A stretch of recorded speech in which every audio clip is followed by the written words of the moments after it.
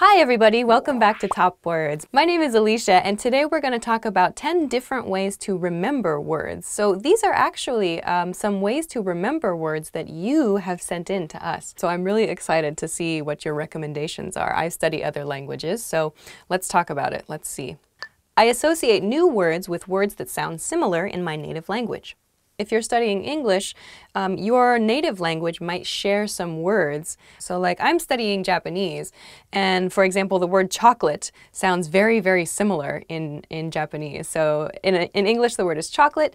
In Japanese, the word is chocoreto. So it sounds similar. So that's an easy word for me to remember. I learn about the roots of words and how different words are related to each other. Many words in English have roots in very, very old languages like Latin. So a word like omniscient, for example, can be broken down into maybe two parts.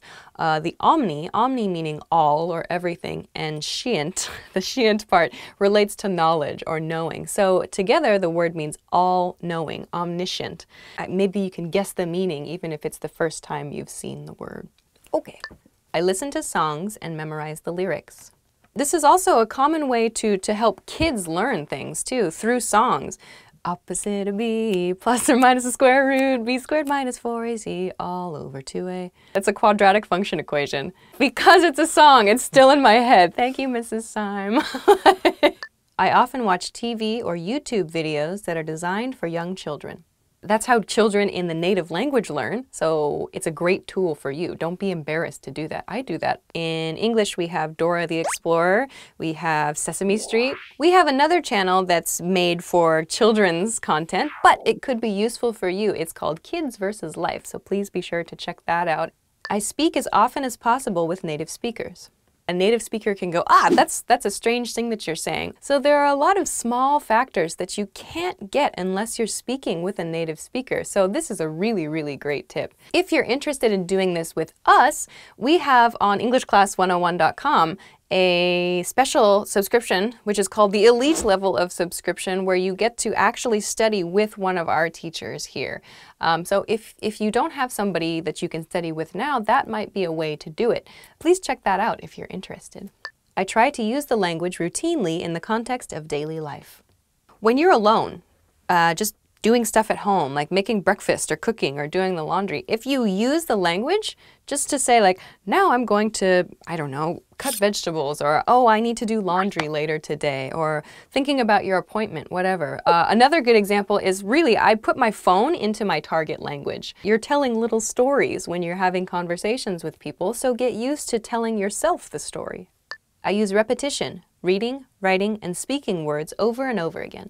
Keep repeating in your studies, even if it feels like you're not making any progress. You are. Just the act of doing that repetition can be helpful for you. If a football player never throws a football, he's not going to be able to throw it very well, is he? You have to repeat, repeat, repeat, and then when you're faced with the actual situation where you need to throw the football, you need to use that vocabulary word, you're ready. You already know how to say the word. So yes, repeat. It's good.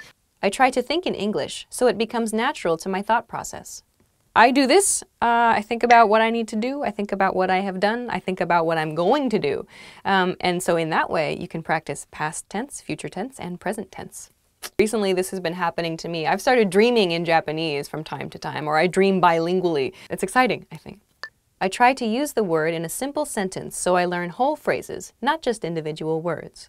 Yes, this is a huge tip. So vocabulary is important, of course. If you don't know a key word, you might miss the meaning of something, but context is important too. So there might be two words which seem very similar, like big and large, for example, but when should I use large? When should I use big? Like if you're clothes shopping and you say, do you have this in a big size?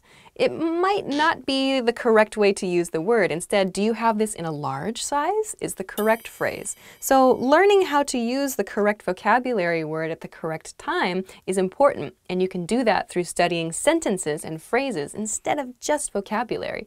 This is why reading is important, I feel. Reading as much as possible, especially the newspaper, helps me to remember words. When I was a kid, I just read everything. I was so into reading. I loved it. And I think that it actually helped my language skills improve, even in my native language. Again, at first it's really hard to do and you might have to use a dictionary a lot, but you'll learn gradually more natural speaking patterns, more natural writing patterns too, which will help you to sound more natural when you speak. And maybe it can help your listening skills too, when you can listen for those patterns that you see in textbooks, that you see in newspapers, in novels, whatever. It's a great tool, reading.